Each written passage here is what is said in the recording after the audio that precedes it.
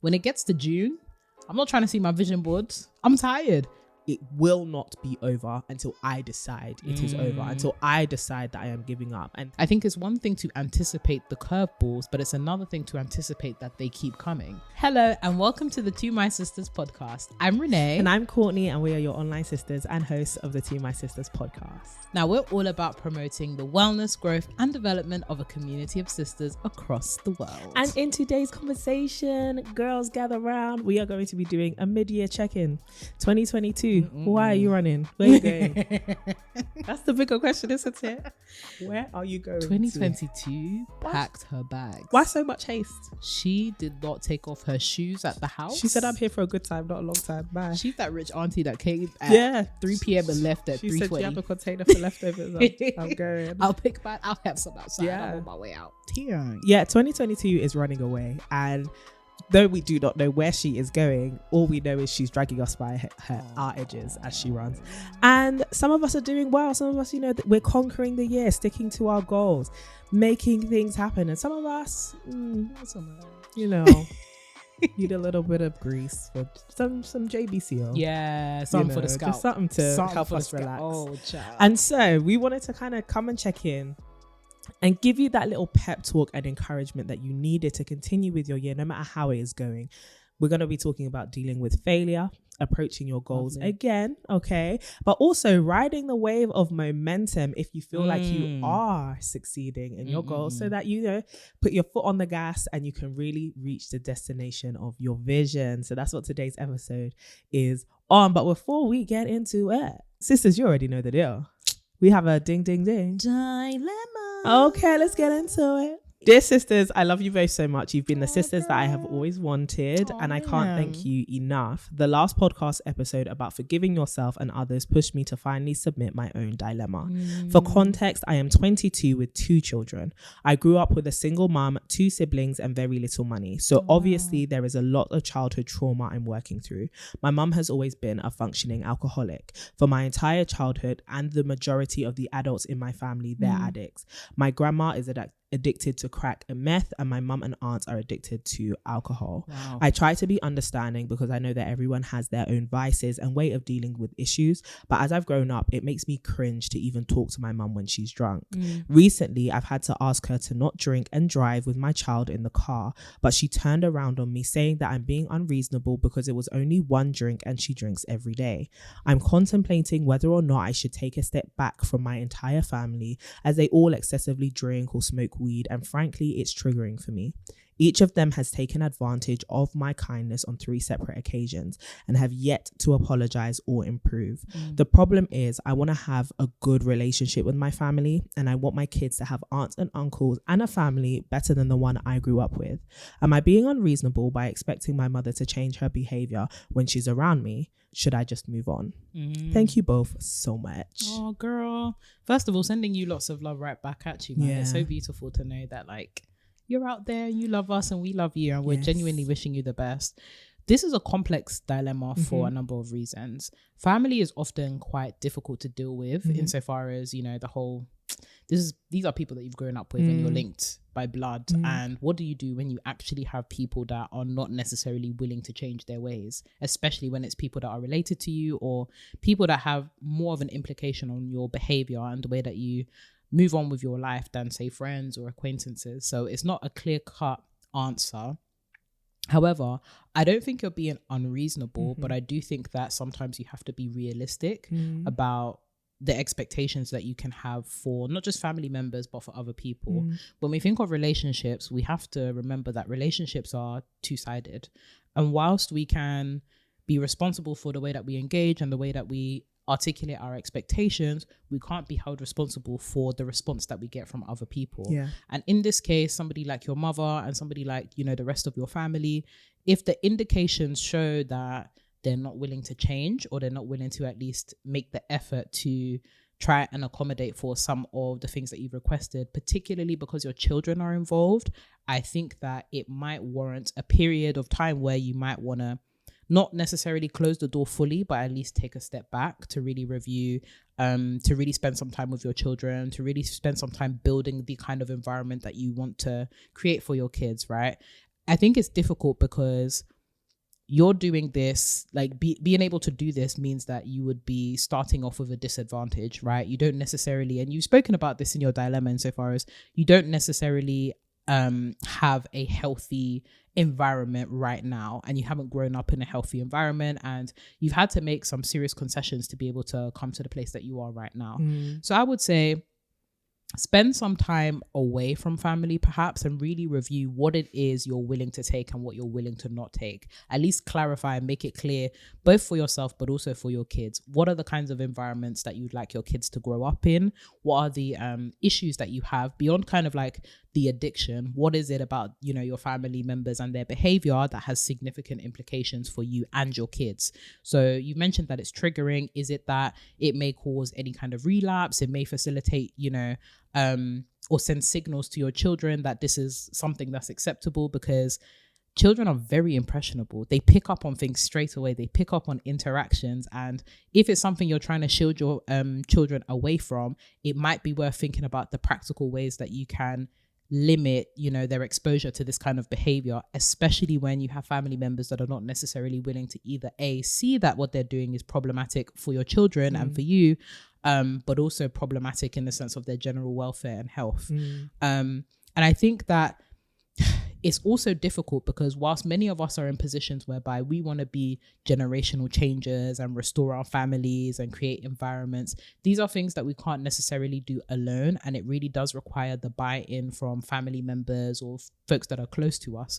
So it's quite uncomfortable and sad to do, but you do need to realize that it's not on you to change their behavior as well, because sometimes we can put on that false responsibility of, I need to be the person that's like pioneering. I actually don't think that's the case. I think that there's some areas where you can facilitate, support, make it known why this is something that you want to change for your family. But as you've kind of mentioned in your dilemma, if you've been in a pattern of, you know, family members taking advantage of your kindness or advantage of you, it might be worth redressing those boundaries and thinking about what's realistic for you to do within those spaces. So I would actually advocate, of course, continue the conversations, of course, be willing to see what people are willing to do, and of course, like, ensure that you're making it very clear what the boundaries are and what is acceptable for you and what kind of things you're trying to expose your children to. Be it prepared for some tension, especially when we're dealing with, I find that when you're dealing with the older generation, it can be quite difficult to articulate in a way that doesn't come across as disrespectful. But be prepared for that initial tension and be prepared for that initial things are not going to connect and things are not going to be received well necessarily. That doesn't necessarily mean that things are lost or things are broken, but it just means that it may actually take some time and it may need some really careful articulation for it to actually be received well. So stick with it, you know, take your time with it. But I would definitely recommend, if you can limit the interactions a little bit and try to create more opportunities, if you can, for, you know, your children to interact with your family members at low stakes environments where it's not necessarily they're exposed to things like addiction or meth or weed or all those kind of things. If there's like low stakes environments, then perhaps there. And I would also say, if you can, key into other resources and people at your disposal. So thinking about, you know, your friends, your wider community. I'm not too sure what your relationship is like with your partners. That's not really necessarily been mentioned, or, you know, the father of your children. But if that is a positive relationship, or if there's folks within their community as well that you can lean on in terms of, you know, showing an alternative reality or environment for your children, try and lean into that as well. But yeah, it is a very, very complicated dilemma, and I think it doesn't necessarily have a resolution that is neat and tidy and happy immediately, but it's something that actually requires you to be quite bold, be quite honest, and take some time out to both develop those relationships where you feel comfortable articulating, but also drawing those boundaries to ensure that you prioritize yourself and your children, and prioritize the fact that you're actually trying to create a healthy environment for them. So that's kind of like my initial thoughts. But yeah, I'm keen to hear what it's not an easy situation. Like, it's not a bad thing to have to withdraw yourself, create distance, and really enforce boundaries when it comes to you and the people that you love. And as a mother, your primary concern is your children and their health and their well-being. And if people are a threat to that, even just not just, you know, physically, but also not just physically, but like you said, and the things that they could expose your children to, and the things that they may teach your children to be acceptable, whether implicitly or explicitly. If people pose a threat or a danger, it is your responsibility as their caregiver, as their guardian, as their protector, to make sure that you defend them and you protect them, and also that you protect yourself. And if you feel like this is something that is affecting you, well, clearly it is. It's the thing that's affecting you and your relationship with the various people in your life who suffer with addiction. As good as it is to be sympathetic, and it's actually important to be sympathetic, doesn't always mean to kind of be complicit, or to be, you know, blindly accepting of the fact that, well, what will be, everyone has the way that they deal with their vices. Okay, but it doesn't take away from the fact that this is harmful, this is wrong, this is harmful for them, and it could be harmful for you and your children. And so, yeah, like, it's good to be understanding, but just because you're understanding doesn't mean you have to stay as close, right? So I think you're not in the wrong for wanting to kind of take a few steps back. And, you know, sometimes it's very hard to have conversations with people, not about this sort of thing, because what you're confronting isn't just your feelings towards them, right? They have a way bigger issue here, which is the thing that's happening in their own life, which is the addiction. And so, like Renee said, it can be so easy to, in your own personal development journey, to be like, okay, these are the boundaries that I need to create, but also they have to go through their own personal development journey, or, you know, it's not even just personal development, like serious dealing with mental health. You're talking about actual health, like huge health risks and consequences, and also the financial implications that come with addiction, such as drug addiction or alcohol addiction. And it's not always easy confronting somebody on that kind of issue, because most people who have an addiction don't want to be confronted on it, and don't even want to accept that they do have it. And that's a wider conversation, and you may not be the best person, and you shouldn't actually be the person to facilitate it if you do not feel prepared for it. I think you can only provide people with so much help, especially when they don't want it, right? And so I don't think you're in the wrong at all to step back. I think if you've articulated your boundaries, and you've articulated, you know, your disapproval of certain things and the way that you want things to be done, especially when it comes to your children, if that's not being honored, okay, bye. Like, you know, there's no, like you said, there's no neat answer to something like this, and there's no right or wrong response. But I do think this is one of the situations where you have to make a very hard decision, and it's not going to feel comfortable, and it won't always feel good. It's really about safety. And you have to be safe. And I think you know what the safe thing is to do. And like, I like that you said, like, low stake environments. There may be environments where you can coexist and, you know, enjoy the presence of these people without your children having to be exposed to anything dangerous. And I think that that's a great way to still stay in touch and still bond. No one is saying cut off your family completely. I think that's quite an extreme thing to do if you don't have to do it. But you're definitely going to have to change the nature of your engagement with your family. And that can be difficult. It can be awkward, and it can be hard to adjust to, but it's necessary. Yeah, it's hard, but it's necessary. So we are definitely praying for you, and we hope that you get the wisdom and also the support. I like that you mentioned community support, because that's what came to my head. Like, if you aren't going to have your family around you as a young mum as well of 2 children, you're going to need to find support from other places. And that's financial support, that is time commitments from people, and also just the help and encouragement and emotional support that other people can provide you, and kind of expanding the village that helps raise your children with you. But don't face it alone. And I think that's one of the beautiful things about sisterhood and friendship in general. It's the family that you can choose to have, right? And so even if, you know, your blood family and your blood relatives aren't going to be, you know, in the positions and in the functions of the titles that they hold, at least you could put your friends in those positions if you trust them, right?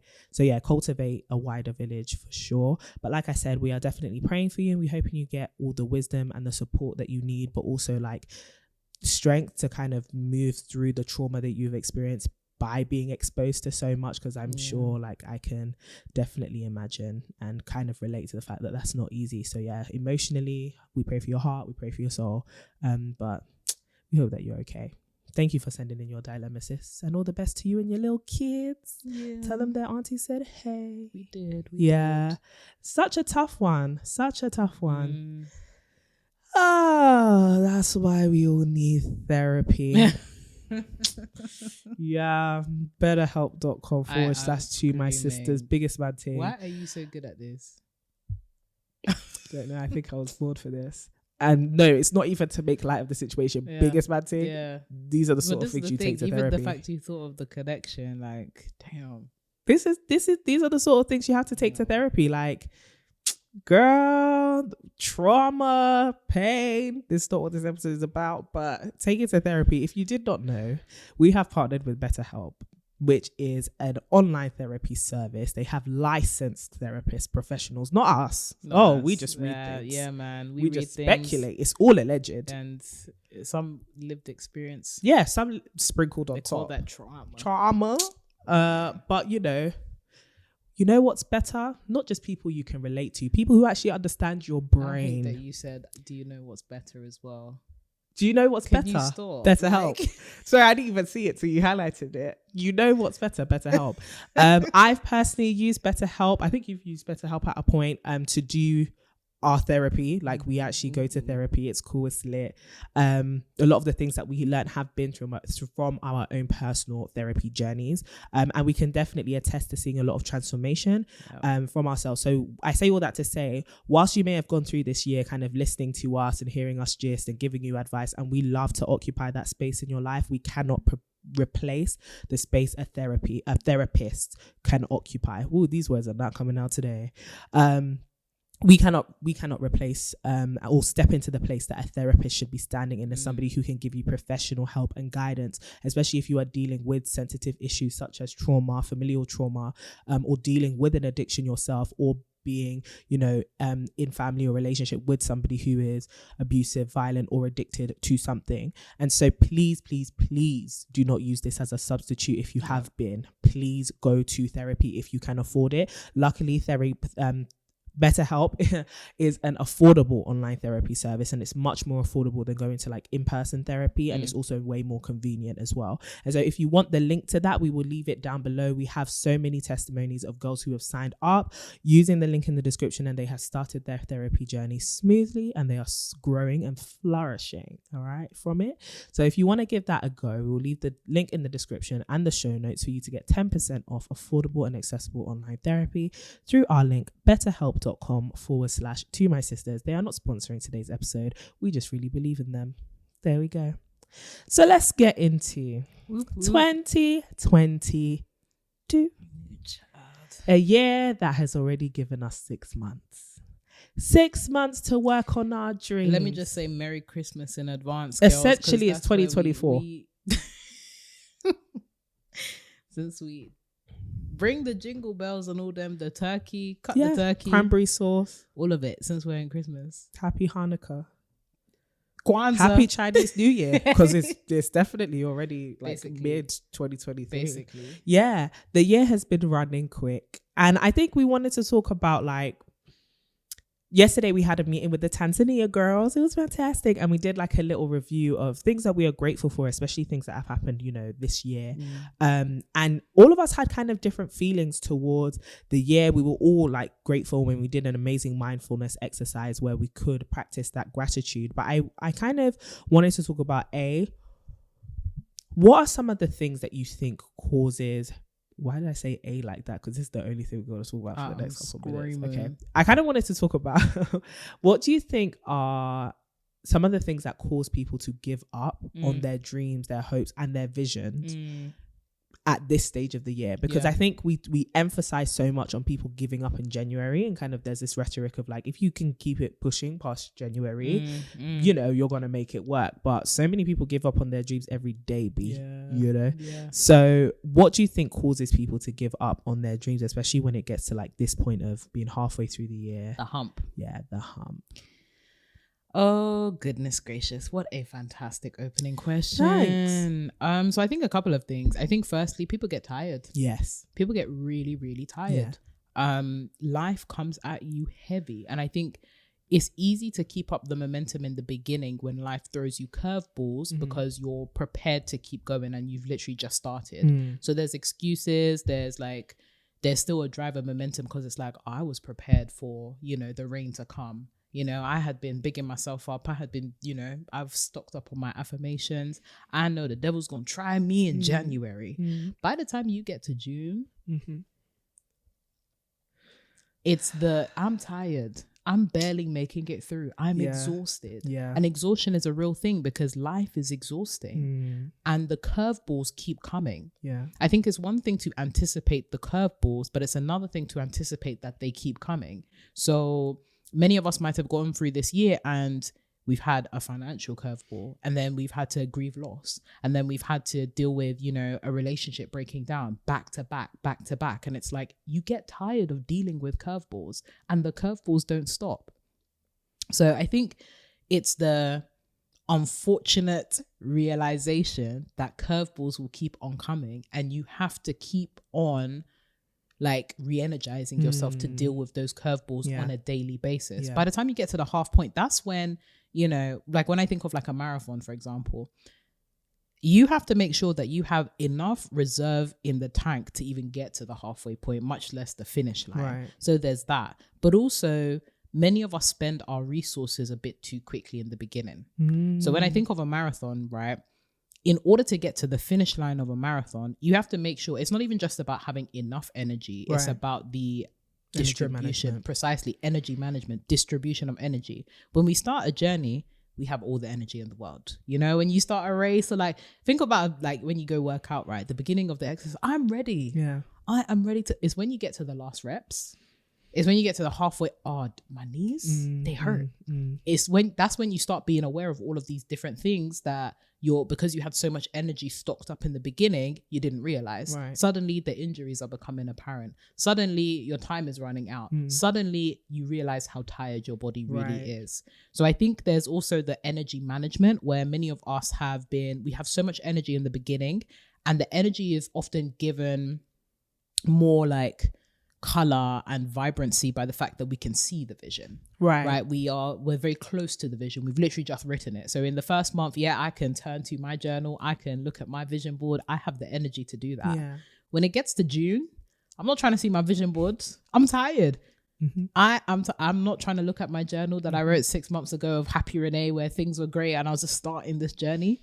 I'm not trying to look at that. Right. And then another reason why folks get, disillusioned by this point is when they haven't seen any results. Right. Sometimes progress comes after the halfway point. That's a good word. Sometimes because progress is not linear, but perception of results is also not linear.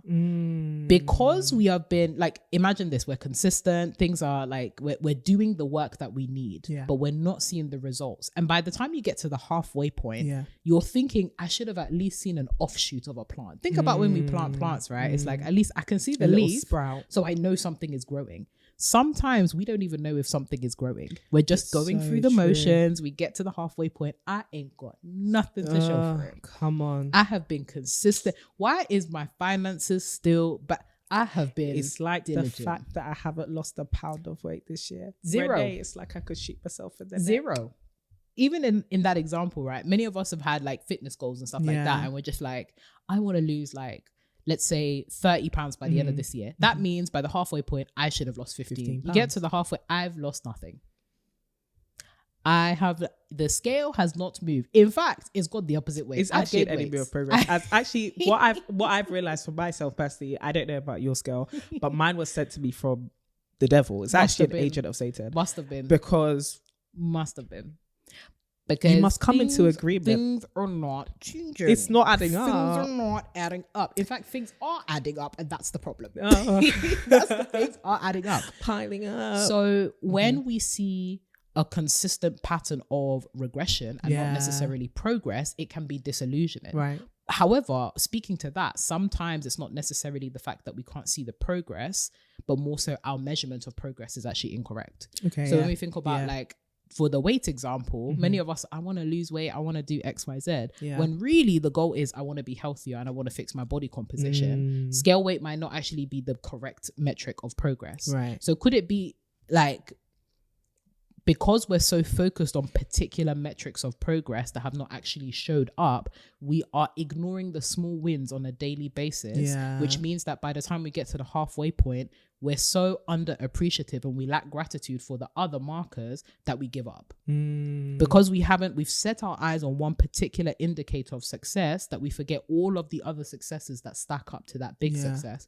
So yeah, maybe, you haven't hit your financial goal. However, maybe you got out of a financial difficulty that was crippling you at the beginning of this year. Very sticky. And perhaps, you haven't secured the role that you want, but you're actually really progressing in the role and you're actually stacking up experience that will allow you to, when you finally get the opportunity to change your role, to actually be able to thrive in it. Yeah. So I think it's also a question of perspective of many of us get tired and disillusioned by this point because we've been so overly focused on one key metric that we're forgetting all of the other cumulative successes. So good. And I think it speaks to our conversation that we had with our Tanzania ladies. Hey girls, we love you.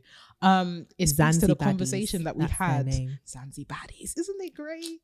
Fantastic. Child, we're gonna be up on your feeds when we go to Zanzibar. You can't steal it. You cannot. Don't do trademark. Don't do that. I don't care that you're going to Zanzibar.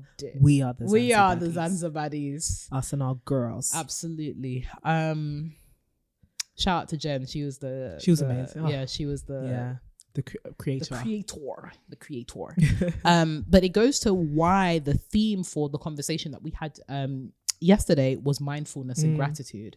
Because we haven't counted our blessings, because we have been so overly focused on one or two key metrics that have not demonstrated the progress that we wanted, it's so important to actually spend some time focusing on the positives to be able to rejuvenate yourself and reset that fire. Yeah. And then the last thing that I'll say, because I've really spoken on, is it's good stuff. We forget that we need to add some sticks to the fire. Like we always have to add some sticks to the fire. Like we start, it's like lighting a candle on January 1st. That candle is not going to burn to the end of the year and stay that way, exactly the same way, and continue burning. At some point, it's going to just go out. I've had enough. It is our responsibility to replace the candle. It's our responsibility to light the candle. It's our responsibility to maintain the upkeep.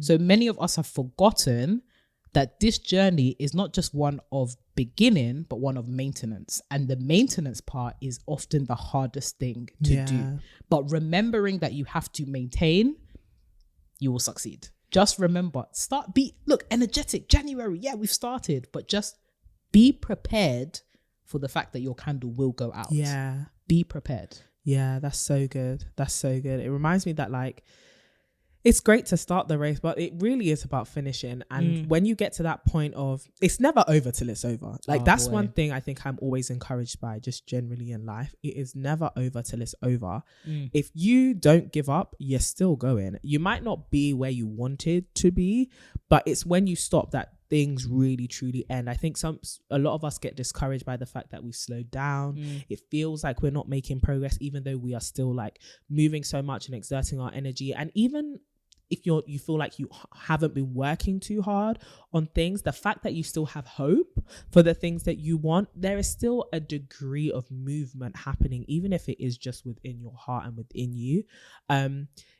It's as soon as you give up that hope, you stop with all of that movement and you stop with all of the effort that you truly have failed, and you aren't going to meet your goal. And so even if it feels like you've hit in a bit of a wall, or what did I just say? Even if it feels like you've hit a wall and you feel as though, I might as well give up now. It's when you give up, it's in giving up that there is failure. Failure only happens when you give up.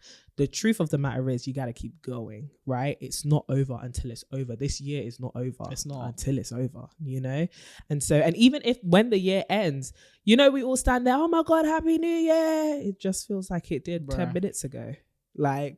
It's not, it's like when it's your birthday, how do you feel 25? I feel like how I did yesterday when I was 24. not much has changed, because even when it's over, it's all just like you said, life is not linear, but it definitely is a continuum. Like it just keeps going and keeps going until you die. And even then, if you're of our belief, it keeps going, it just doesn't stop, right? It's eternal. And so when you kind of have to get to this point of, if I'm taking control of my life and if I'm trying to make things happen and if I'm trying to reach my goal and I take responsibility and accountability for that, I have also accepted that it will not be over until I decide it is over, until I decide that I am giving up. And that means that no life circumstance and nothing that comes towards me will stop me. It may cause me to reroute.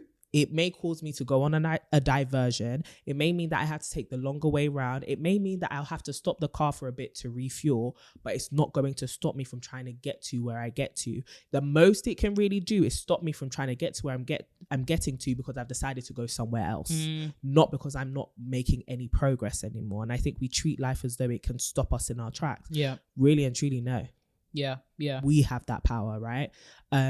And as much as sometimes we can feel powerless and we can lack confidence to believe that, I think that's something we have to cultivate in ourselves for the long marathon or the long journey that is the year and making the journey towards our goal. We have to remind ourselves, get confident, get a greater perspective of who you are, your identity, what you are capable of doing.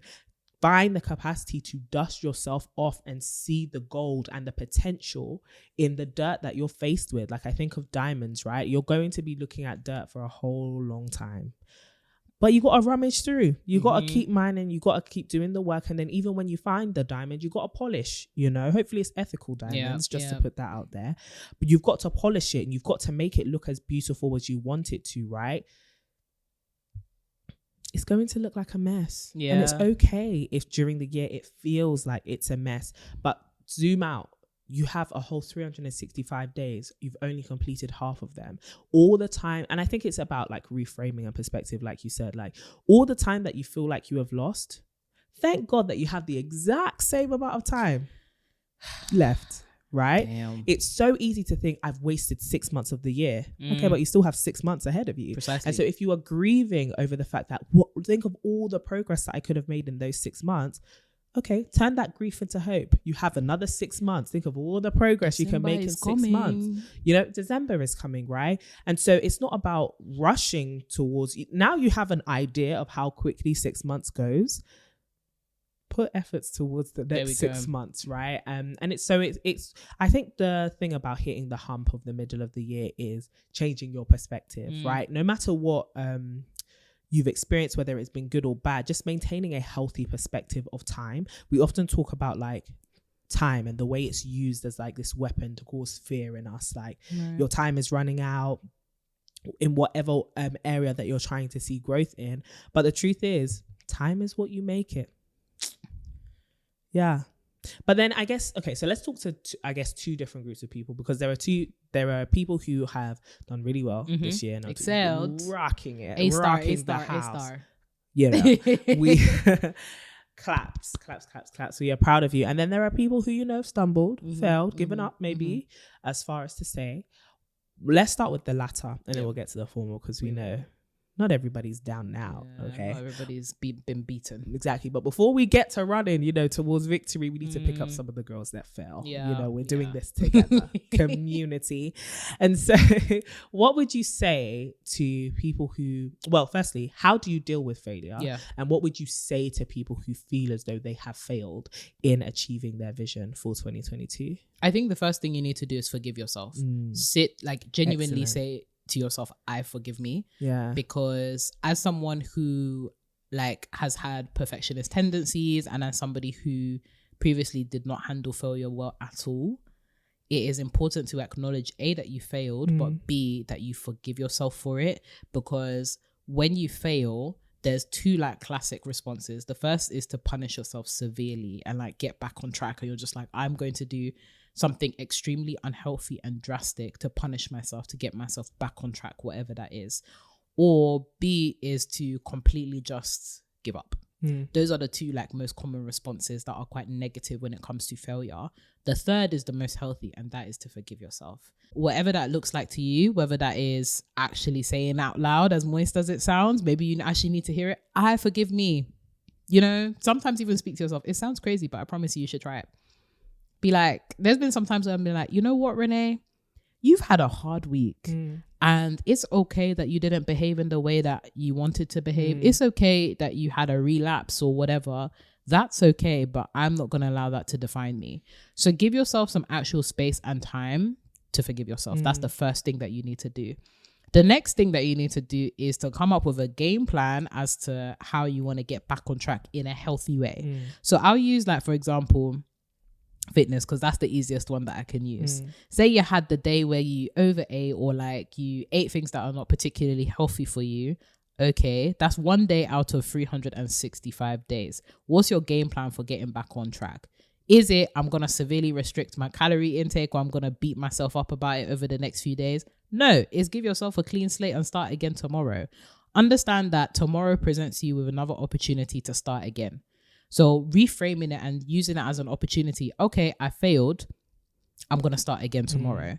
And then also identifying what went wrong in order for you to be able to account for it later. So for example, in the fitness example, if you like sweets or if you like chocolate, or if there's things that you enjoy, don't necessarily cut it out, but find avenues for you to enjoy that within your game plan. Many of us think that we need to like cut things out or like we need to severely restrict, when really it's about balance. The same can be said for example, when you're trying to be a better human being to other people. Maybe you had a really difficult falling out with someone and you relapsed into being that petty B word that you're trying to avoid being. Take account for the fact that it happened, forgive yourself for it, and then set up a game plan that's actually healthy. So it might mean acknowledging to the person, yo, I've committed wrong. I'm sorry about what I've done. What are the ways that we can move on with this situation in a healthy way? It's all about claiming your failure, forgiving yourself, and finding healthy ways and healthy outlets for you to get back on track. So that's what I would also say. And I would also say, like, again, we say community and we shout community all the time, but sometimes you actually need somebody to remind you, or other people to like lean on, to allow you to like feel validated or comfortable with moving back on track, right? Like sometimes there'll be times where I'll be like to Courtney or some of my other friends where it's like, yo, I'm down bad. Baby girl, I am down bad. I am ready to give up. Like I need some words of encouragement. Don't be shy about seeking love and words of encouragement from other people. That's what they're there for. When you are down bad, you need your friends that are down up to pull you back up. So don't be afraid to like reach out to people and be vulnerable, at least the people that you're closest to, and look for encouragement in order to allow you to get back to a place where you feel comfortable enough to get back on track. And then I'd also say actively, like, in creating your game plan, it may mean that you actually have to change your route just a little bit. I think sometimes we think that getting back on track means that we have to stick to exactly what we were doing before. But could it be that what you were doing before was actually causing you to fail? That might be one of the things that you need to like pull up about yourself and augment in order for you to reach your destination. It's kind of like when you go on Google Maps, right? It'll give you one particular route to get to a place. That might not actually be the most efficient route to get to where you're trying to go. That means you need to do the little, there's my destination, that's where I want to go. What are the alternative ways that I can still get to my destination in a more efficient way? Define what efficiency looks like for you. Does it mean that, you know, you're not going to spend as much time doing the things that you were doing? Does it mean that you have to change some of your actions or change your behavior? Really figure out what is the most efficient way to get to where I want to go, taking into account some of my failures and my triggers, and taking into account that I want to do this by this particular time frame. So I would say, try and identify those triggers. Try and evaluate if what you were doing was actually causing you to fail, and pick it up and move on. But I think to go back to like my initial point of forgiving yourself, I cannot hammer it enough. You need to forgive yourself. Get over it. I know there are some people that are listening to this that have given up because they haven't forgiven themselves. I know there are some people who have just said, I'm not doing this anymore because I feel like there's no point. I feel like I don't have consistency. I feel like I don't have discipline. Forgive yourself and move the heck on. Like, yes, you are loved. Yes, you are deserving of the things that you want. Yes, it can happen, but you have got to get over it, sis. Get over it now, please. It's so good. No, it's so, everything that you said is spot on.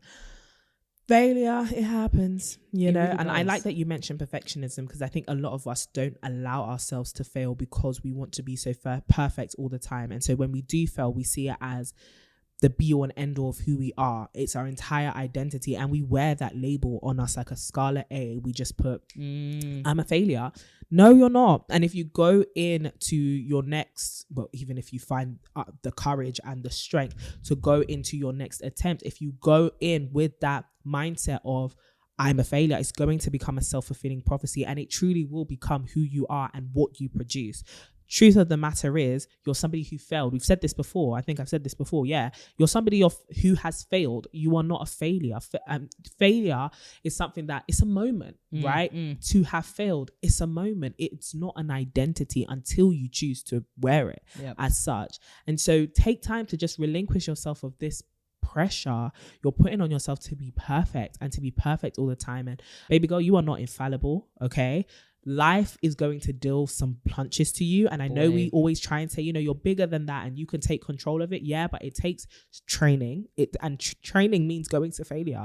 Training means having to kind of live up every day and challenge yourself to defeat something which at the time actually is stronger and bigger than you. But you work your way to being able to defeat it and being able to control it and being able to contain it, right? That takes multiple attempts. Some of us, you know, we take it, we absorb it head on. But for some of us, life knocks a blow and we fall down. Okay. And sometimes we down for a while. And we're down for a while. And don't feel bad at the fact that you had to take some time down and you were down bad for a hot minute. So when it comes to dealing with failure, I think it's important for us to allow ourselves to fail. And a lot of us, we're scared of failure because we feel as though we're ashamed of the fact that we were able to fail, right? But the truth of the matter is, sis, you are not infallible. You are somebody who is a work in progress. And this year is all about progress. Don't give up halfway because you've come to the realization that, hey, I'm not at where I want to be yet. If you were at where you wanted to be in June, you didn't set a big enough vision for 2022, right? It's going to take a lot of effort and a lot of work to get to where it is you wanted to get to, because you are not her yet. You will be her, but you're not there yet. Embrace that, right? Accept that. Change your perspective towards this year. And yeah, just realize that you don't have to wear the title of failure. You don't have to make that all that you are. And it's very easy to think, because I couldn't do it now, I'll never be able to do it. If that's a decision you're going to make, realize that's a decision you're going to make forever. Be careful with what you confess with your mouth, especially at the point of failure. A lot of us make promises to ourselves, subconscious promises to ourselves, that I'll never succeed, because we don't deal with failure well. What you confess to yourself and what you make yourself believe in the moment of failure can easily become a new cycle you enter yourself into, because you've made a promise to it, right? Don't do that. We are here to remind you, babe, okay, you failed, but you are not a failure at all. It's not a title you should wear. That's not what we do out here. Nope. But then I guess talking to the sisters on the flip side who feel like, it's June, I've aced this thing. Yep. 6 months of greatness. I know, that's right. Being consistent, hitting my goals, living in my good routines. Come on now. To those sisters, what would you say to them so that they can maintain that momentum? Yeah. The first thing I want to say is congratulations. Well done. Genuinely well done. Because sometimes when you're working on yourself, not everybody will be able to see and recognize that progress. Sometimes a lot of the work that you do is externally thankless. And even if it's behavioral changes or physical changes or just material changes, sometimes the only person that is able to perceive these things is you. So on behalf of yourself, but also on behalf of the community of sisters, sis, congratulations. It's not easy. Life is hard. Things have been really hard. The world is going to the depths of the bottom pond. And you have managed to be relatively consistent. You've managed to see progress. And I'm we are so proud of you. Very proud. We're so proud. So congratulations. And that lends itself to my first point, which is find opportunities to celebrate yourself. I think sometimes when you are consistent, and I fall into this trap all the time where I'm just like, yep, another one. Thank you. Another one, thank you, collecting all of these trophies as achievements, but never giving myself time or space to celebrate how far I've come. So if you're at this point, you've been mad consistent, you've been keeping to your goals, find some time to either celebrate internally by yourself or with other people some of your achievements. You don't have to throw a party, but do something you enjoy to really like recognize the work and the effort that you've put in and the progress that you've made. So celebrate yourself, sis. It's important. The next thing that I would say is make sure that you have a firm understanding as to how you have succeeded so far and think about ways that you can maximize and optimize. Like, okay, sis, you've gone to 6 months, you smashed some goals. Okay, it's been going good. But what are things that you can now do to optimize that and make things even better? So even better if you're currently smashing it on the finances, okay, cool. What's the next step? What's the thing that you can do to really like excel? Right. If you're really smashing it on, you know, your career right now, okay, what's the next or the added level of like sauce that you can add? What's the cherry on top? What's the cheese?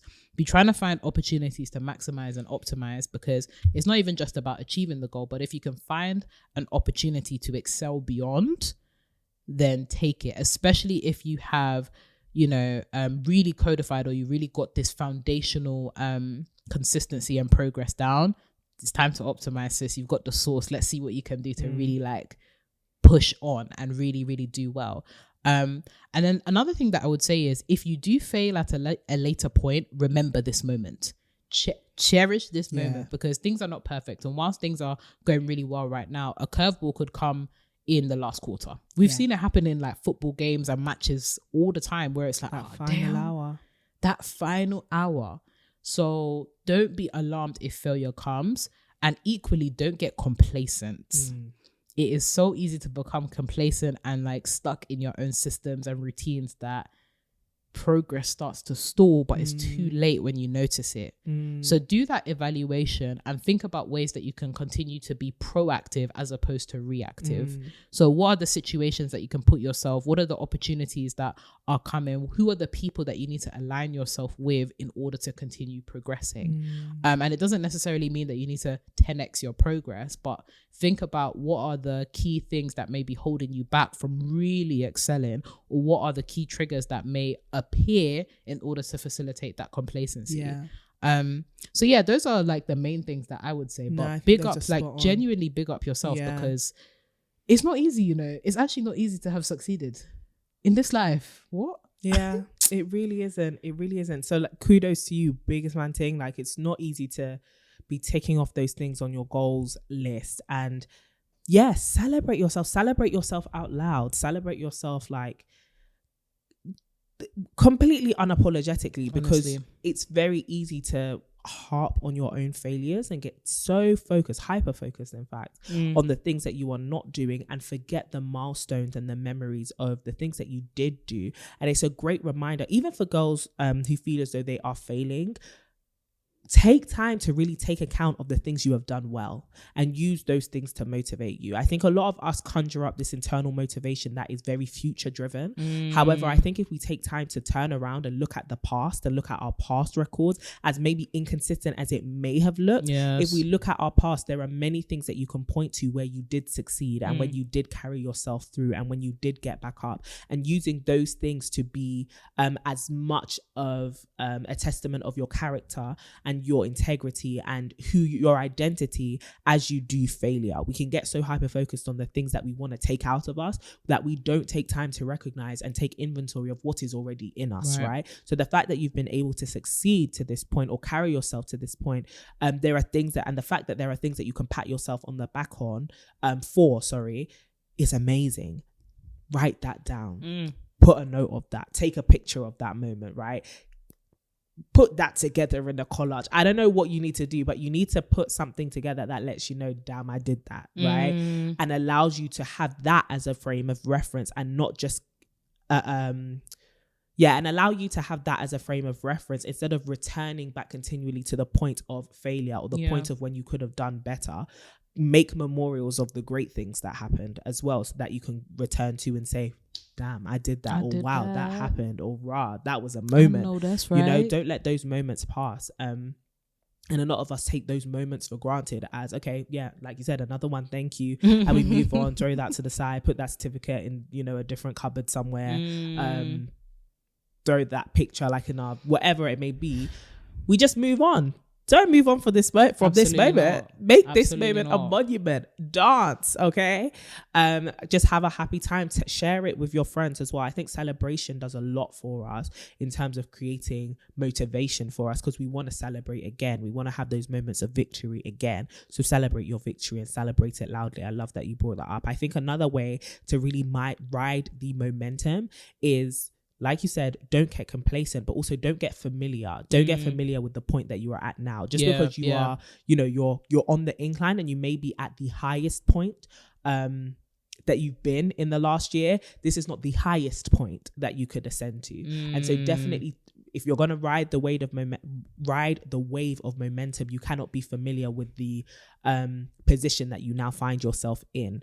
It's high, but it's not the highest. Right. Okay. And so having that, and it's not to say look down on this moment. In fact, no, like I just said, celebrate this moment, but also there's higher that I can go to. And I think having your mindset fixed on, there could be more if you want it. Now, you don't have to be, you know, fixated on this idea of more. Some of us may have, you know, reached our goals early, and that's actually very real. Like, I thought I wanted to have like 10K in the bank by the end of the year. I've got 10K in the bank now, and I don't really need any more for anything else.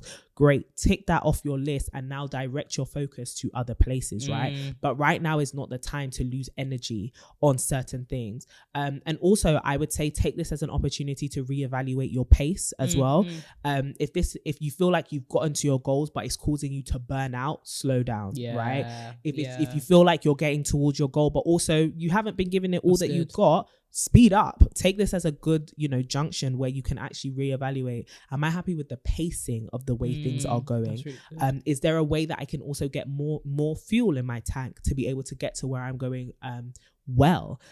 It's not just about getting to the destination, it's also about arriving there well. You don't want to have said, I've ticked off all my 2022 goals and you literally have one hair strand left on your head. Stop. Like, oh my God, give us some milk. What do you call it? Did you ever watch Rugrats? She looks like Cynthia. Exactly, looking like Cynthia. Talking about I conquered at the next Vision 23 conference. Talking about I achieved my goals. Baby, you got one hair left. Man, where is your eyelashes? The center of your head. What is going on? Here looking like it's not at all costs. It's not at any cost. No. Have you seen the TikTok of that babe that's like gathering up? Okay. Gathering up whatever's in her hair, and there's no hair there left. But there's hope. What is hope without hair? What is hope without hair?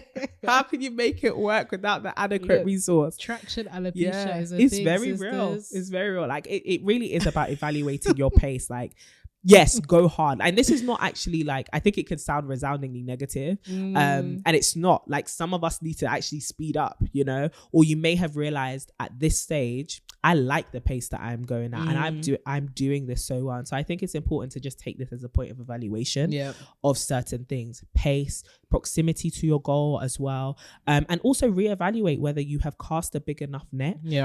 If you want to try something else, some of us may decide at this point that the reason why I have been doing so well is because I am so in love with what I am doing. How can I actually take this further? And for the girls who feel as though actually I am succeeding in this, but I've now realized that success in this area doesn't actually matter to me, it's great to now be like, maybe I'm going to go in a different direction. Maybe I'm going to apply for a new role, turn into a new field, pursue new relationships, put my, you know, money elsewhere, whatever it may be. Just take this point as an opportunity to just assess, an opportunity to review yourself, review what life is looking like, but also an opportunity to rest, celebrate, reevaluate, reorient if you need to. I mean, but make progress nonetheless.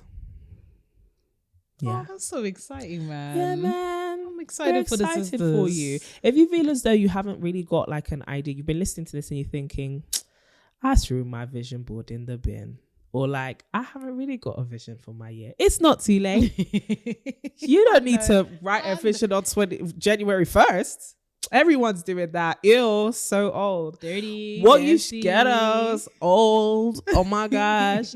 You could write a vision on June 27th. Whenever this comes out, baby, I whenever you don't know listen when to you're this is the listening to day this. that you go write that vision. Exactly. And it The might be day. tomorrow. You know, some of us may need to take a nap before Yeah, we really, yeah. you know, it's fine. Okay. Yeah. But if you really want help, resources, and a framework to be able to write that vision, you can head to the link in the description box and pick up Absolutely. the Vision 22 toolkit. Okay.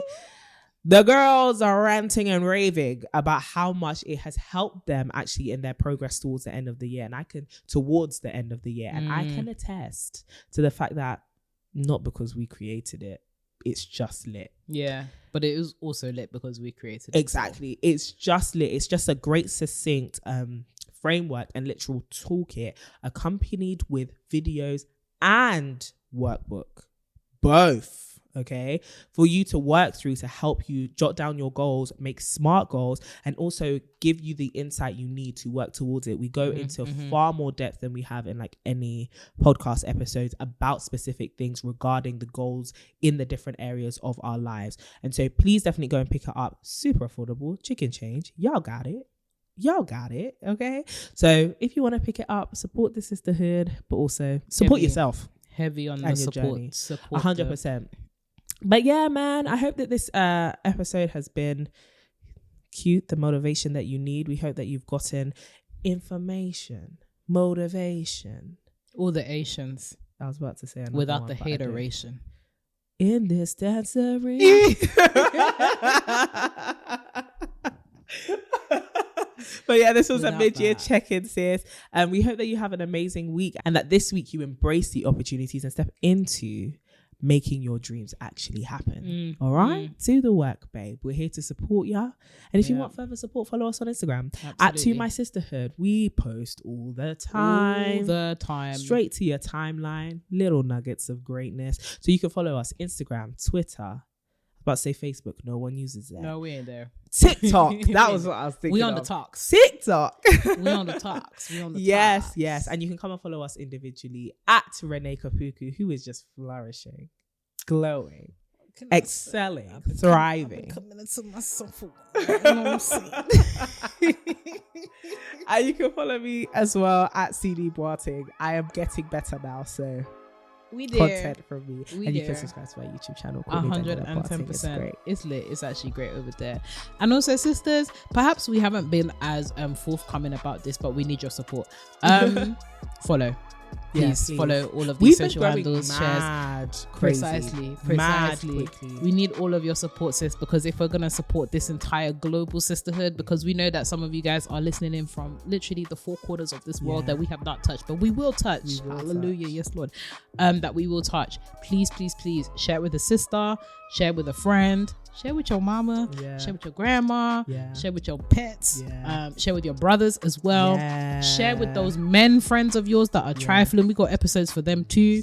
Watch this space because we've got some big things coming up. So please support us. There's some crazy stuff happening this summer and over the autumn that we can't just reveal just nah. yet, but it's gonna be great. But it's gonna be great, and we need you guys to make it happen. So please, heavy on the support. Thank you so much for all the support that you've given us so far. We see it, we love it. The comments, it makes our days. Like, thank you so much. Some of y'all are trifling though, like 0.0. But we need it. It gives us character. That little Character. pizzazz. They call it je ne sais quoi. Je ne sais quoi. That was it. Yeah. Some of y'all need to leave your quiet home. Bring the Janae. Bring the Janae. Bring but the leave the Janae, quiet leave the home.